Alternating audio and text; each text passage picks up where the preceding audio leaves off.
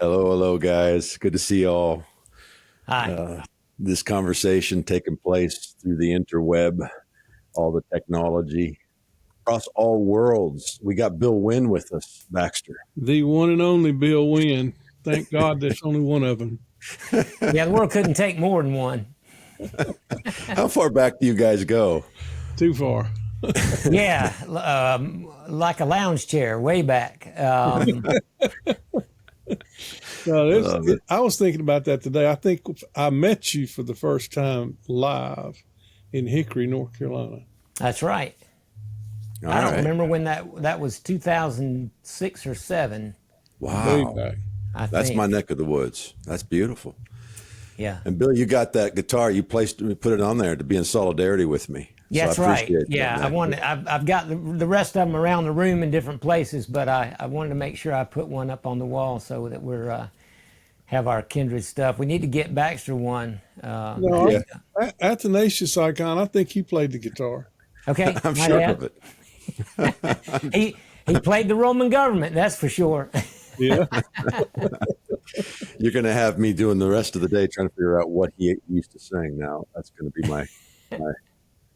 my goal for the rest of the conversation. So crossallworlds.com is where you find us. We've been having profoundly beautiful conversations. We took some time off, but you've been traveling, Baxter. We were talking about that. I think you said you saw the Rockies. And where were you? Just briefly, man. Well, I started in Canmore, Alberta, and that's the Canadian Rockies. And Yeah. then ended up in Germany and then Switzerland. And Swiss this time in Alps. Switzerland, we were in Basel primarily, but we did get close enough to see the Alps. Come on. And it's quite remarkable. I mean, it's unbelievable what you can do. You can get on a plane, which I can't sleep on those things, but I can, watch movies and catch up on what's going on and news and stuff like that. But Right. yeah, so I got back home about a week ago. Yeah. Yeah. And it takes about a week to recover Right. from all that travel. So you're just now coming. You're sharp as a tack for this conversation, though. Not really, because Bill's on here, so I've got my C game, so that's good enough. This is Bill's book, by the way. I got this next to me here. Oh, Yeah. This Yeah. beautiful Uncle Pink, man. I met you only a year ago, but I've been hearing about you Okay. for a while, and this is a beautiful book, and you might want to share a little bit about it, and then we're going to dive into the secular divide. That's where we're going to get to. I mean, we only got 28 minutes. I love the long form, but we gotta get to it. But share a Yeah. little bit about yourself, man, because this book is beautifully written, and I think it articulates the secular divide without even trying. So Yeah. So I grew up about 19 feet above sea level in eastern North Carolina on the Pamlico Sound. And I grew up around a lot of colorful people. The church I went to was mixed race, and we had all kinds of just genuinely good people in our community and in our church. And so when I wrote Uncle Pink, initially, I wanted to write down all of these family stories so that they didn't get lost. yeah, And I just started writing them down in a colorful way. And and one day, my wife said, "Well, why don't you write it into a novel, like a fiction novel? Write all those stories together in a fiction novel." And so I thought, okay, I'll maybe, and she wanted me to take a writing class, so I took Robin Smith's writing class. Yes. And I She's didn't want to do it because the way my wife described it, I almost felt like I was going to be the only dude in there, and I was going to be intimidated and surrounded by all these creative women, and I wouldn't fit in. But I did it, and I'm glad that I did it because I learned a lot. And and one day, so I'm trying to write this thing as a novel, and it's really not going anywhere. But to give you a little background on Uncle Pink, in our family and in my dad's circle of friends, any shenanigans that ever were talked about in our family, it was always blamed on this mythological person, and they just called him Uncle Pink. Come on. if there was a good joke, my dad would hear a good joke, he would substitute whoever the joke was about. He would put Uncle Pink in there, and it was just an Uncle Pink joke. I love that. So everything that ever happened was blamed on Uncle Pink. You know, like if my dad was supposed to stop and get something on the way home from work, you know, he was a chemist, and we farmed our farm, but he worked 40 hours as a chemist, and he'd blame it on Uncle Pink. Or if, you know, a piece of tin blew off the barn, and he'd blame that on Uncle Pink. If a rooster got shot with an arrow. Yeah, that's right. So all of the stories in that book are true. They actually happened. Wow. The chapter about the bees, my daddy did that in 1945 at Trinity Episcopal Church in Ingleside, North Carolina. That's a true story. All of those stories are true. The story about the rooster, that's true. I mean, I've changed a few things. Like in my case, the rooster went under the barn and the dog didn't drag it out. I left it there because I knew my dad was going to skin me alive. And by, after a few days in the hot summertime, my daddy found it with his nose and made me crawl under there to get it. Oh, Spiders and everything, you know. He made me crawl under the barn to get it. And of course, it had my homemade arrow through its head when I drug it out. So all of those stories are true. The rats and the gasoline, all of that stuff happened. Those are all true stories. So I wrote them into the story. But Davina came in my office one day when I was writing, and she just said, "What if Pink isn't related to anybody in his family?" That's all she said. right. And she said, "What if he's adopted?" And it blew the whole thing wide open. I said a short prayer, and I felt like I was, my hands could not type as fast as I felt like the Holy Spirit was giving me ideas. And there were nights when I would wake up in the middle of the night and go sit at my desk. And one night I wrote something like 7,000 words between midnight and 3 a.m. It just was coming out of me so fast. The chapters about the bees and the sycamore tree were the ones that came out that night. Wow. But and that sycamore tree is important because there was a great big sycamore tree next to the pond at my granddaddy Warner's farm. Warner and Mary Ethel Winn were my dad's parents. Those were my grandparents, and I just chose the name Malone because that's the maiden name. So yeah, that's a little bit about Uncle Pink. I love it, and I love it's a good starting point for folks to get to know you a little bit.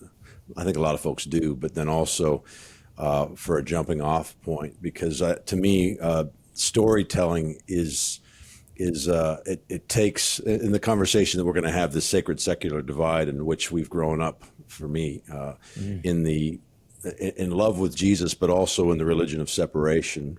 And stories are the place where everything merges and everything is sacred. And so I that was for me. I thought we got to have you introduce this book and introduce who you are, but maybe speak to that a little. I know, Baxter, you can speak to this. I mean, the through line in almost every conversation we have is union, Right. and this would be no different as we dive into this subject. But I don't know what's burning on you, but that'd be a good jumping off point, Bill or Back. Are you waiting? Well, I will. I mean, I've been one of the things that we talked about in this recent tour I was on was this very thing, and how when you trace it back, it really goes back to the fall of Adam and his assumptions about God after he had been unfaithful and disobeyed, and how he was then hiding, and then they perceived distance. The minute you perceive distance between God and you, or separation, you've created a sacred secular world, and then that gets very sophisticated in some strands of Greek philosophy, where you have God, or the one, or the good, it's sometimes called, especially in Plato, and then Neoplatonism. All that's Neoplatonism is really what they were grappling with at Nicaea, the implications. But essentially, you have a very sophisticated presentation of the same thing, that God is up there. He's vastly infinitely separated from the human race and creation, because that's evil. Matter is evil. Yeah. So the instant you make those assumptions, which we all have in us just by virtue of being human, especially in the Western world, well, that's the beginning of the sacred-secular dichotomy. I mean, there's the sacred space, which is all things to do with God, and then there's the secular, which is everything else. Right. And then that, again, this is amazing, but it gets placed even further back, the dichotomy of the split between spiritual things and human things with, believe it or not, in Calvinism, which goes back to Augustinianism. But essentially, when you have God before the foundation of the world deciding that he's going to love some and bypass or deliberately damn the others, you've got the creation of a sacred secular split within the very thought of God before creation. Yeah. So it's built in pretty deep. But the practical side of it is when how we, those who want to have a relationship with God that's meaningful to them, they instinctively think, I've got to do less human things and more spiritual things. And Right. if you're not careful, you just end up pursuing a God who is not relational, Yeah. and whose holiness means unapproachability, and that begins to flavor your fatherhood and your motherhood or whatever. But I mean, it's just appalling, because then kids do not think of baseball as having anything to do with God, or even romance, or fishing, or fishing lures, or I mean, the whole of our humanity. The incarnation screams against that. So Jesus has become a human being, not to take us out of our humanity and get us in the invisible world, which is what the Greeks think. Jesus has come to be with us in our human world forever. And that our humanity is the very theater, if you want to put it that way, to use Calvin's language, where the glory of God is shared with us and expressed in us in all kinds of ways, including, you guys got the guitars back there, but music is not secular. I mean, there is no secular thing. There's only the harmony of the Father, Son, and Spirit. That's the original music, is the life of the Father, Son, and Spirit. Now, as we live it out, it gets twisted. Yeah. But twisted does not mean secular. It just means sacred music that's being twisted. And part of our job is not to throw the guitars out. It reminds me of George MacDonald. I think it was his uncle. And I may get characters mixed up here just a little bit, but his grandmother was a Calvinist. And she made George MacDonald's uncle burn his fiddle because it was of the devil. Right. No, it's not of the devil. It's part of God's creation in and through us, and it's beautiful, and it can get twisted in our darkness. But you don't throw it out; you untwist it. Yeah. And so that's the large perspective. Within that, you got all kinds of stories for everything Bill was talking about in his book Pink, and lots and lots of stories that we can go into that illustrate the point. But I can't think of anything more. I mean, one of the stories that I'd like to tell a lot is about a kid that picked me up in the Midwest in the springtime, and he said he was kind of a little bebopping guy, and I asked him, I said, "Are you graduating in May?" And he said, a couple of weeks. He said, "I'll graduate next week, as a matter of fact." And I said, "What are you going to do to graduate?" He says, "I'm going to seminary." And I said, "Well, are you going to be a missionary?" He said, No, I'm going to be a pastor." And right then, this guy on a John Deere tractor, massive thing, because the whole earth was flat in that part of, I think it was Kansas, but I can't remember. But a big, huge John Deere tractor turned, plowing the field. And I asked that kid, I said, how does Jesus Christ relate to that man on the tractor? Because he farms 60, 70, 80 hours a week, and his wife's right in there with him, and so are, he's probably got 2 or 3 kids. Now, how does Jesus relate to that farmer? And he goes, "Well, I don't know, never thought about it." And I'm like, "Well, why would that farmer come to listen to you and bring his wife and children if you don't know how Jesus relates to what he actually does with most of his awake hours?" And he said, I just don't even know what you're talking about. And I said, "Well, when you get home tonight and get ready to cook supper, and you do, and you sit down before you take your first bite, what are you going to do?" He said, "I'm going to pray." I said, "What are you going to pray about?" He said, "I'm going to thank Jesus for the food." And I said, "Well, why are you thanking Jesus for food that the farmer grew?"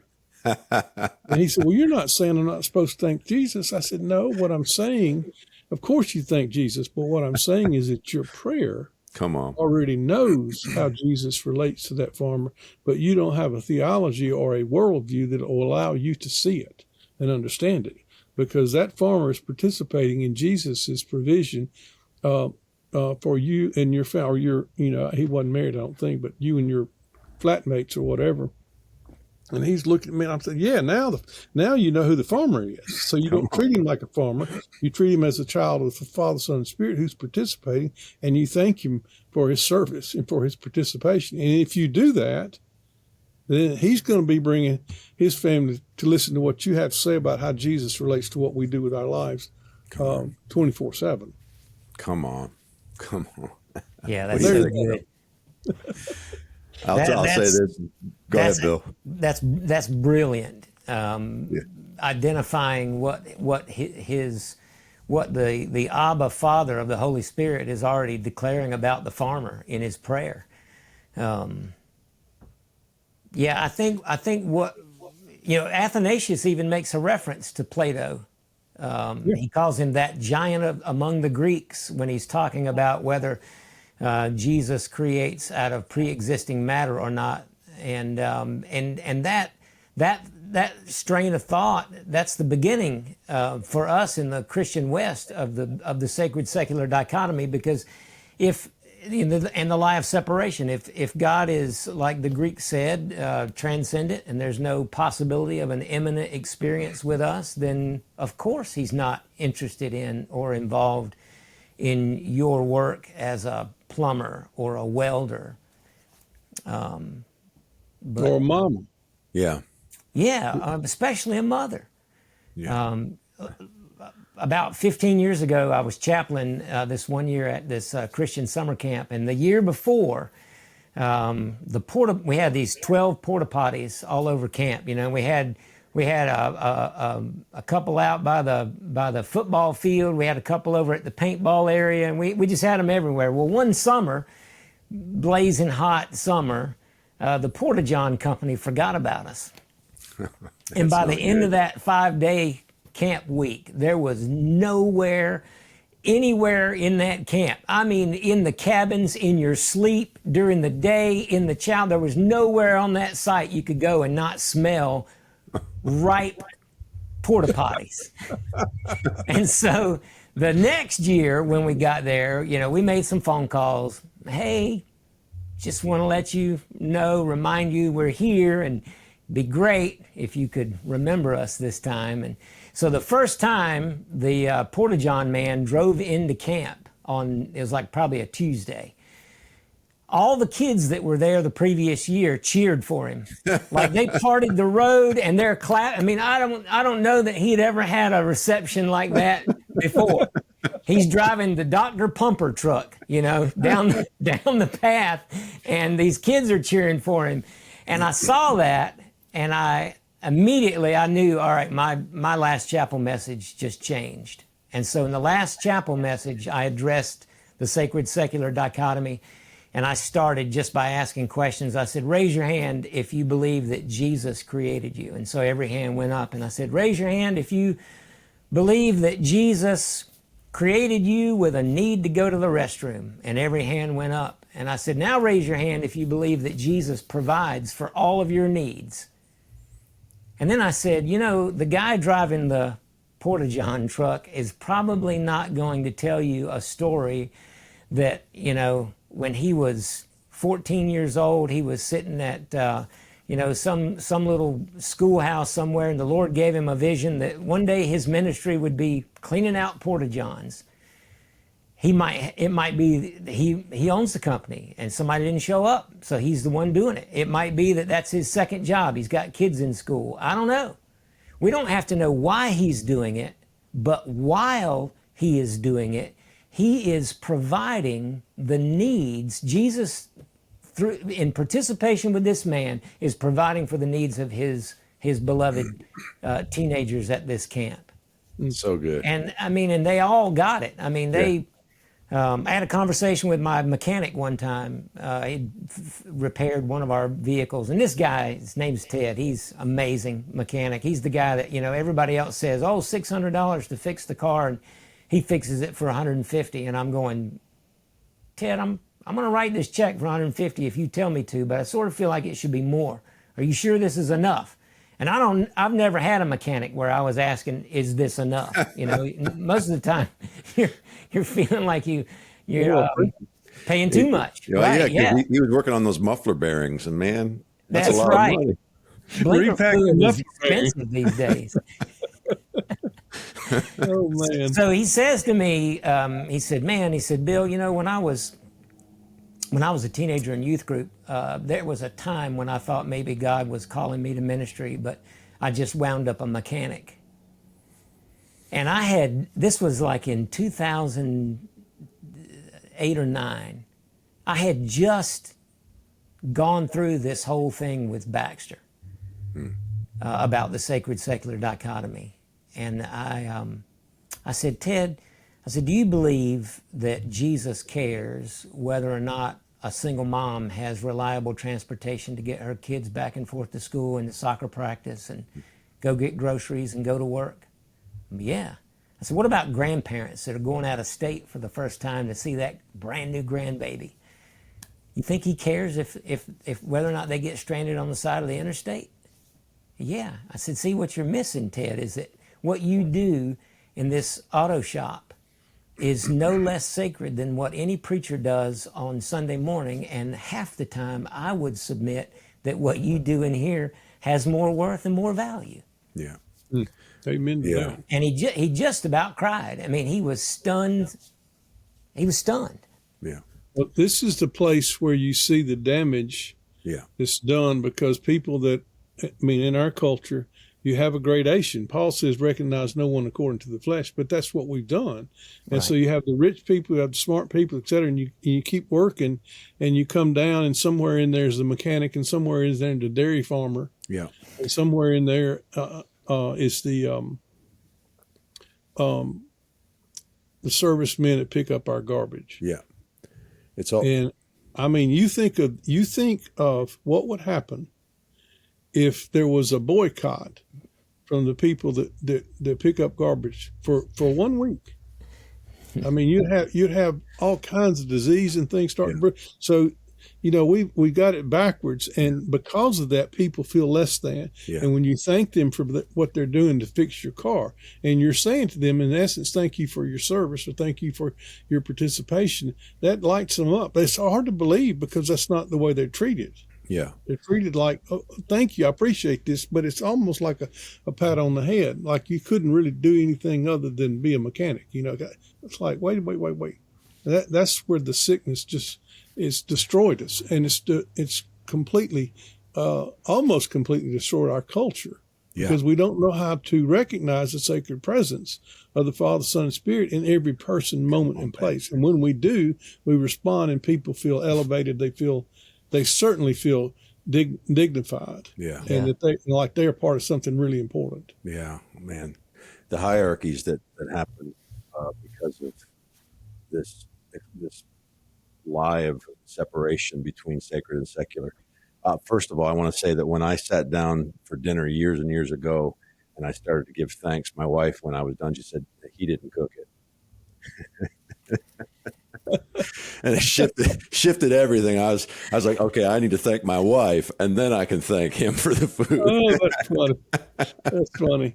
But I remember, Bible college, ministry school, you use that word ministry, and Bible college had a hierarchical structure, but there were only 4 types of ministry. You had your pastor, your missionary, your child worker, and your worship. That was it.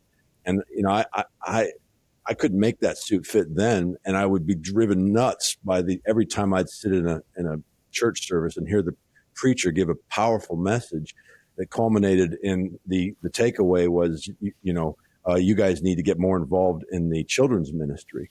And I would want to pull my hair out because I'd be like, it's not that there's anything wrong with the children's ministry, but you've taken ministry, that word ministry, and you've taken it and shrunk it down to 3 hours on a Sunday morning. And this is the problem. And so I love the word ministry that you're using, because that's the thing you're pushing back at all the time. I've got everything that we're participating in the ministry. And could we reframe this in this beautiful gospel?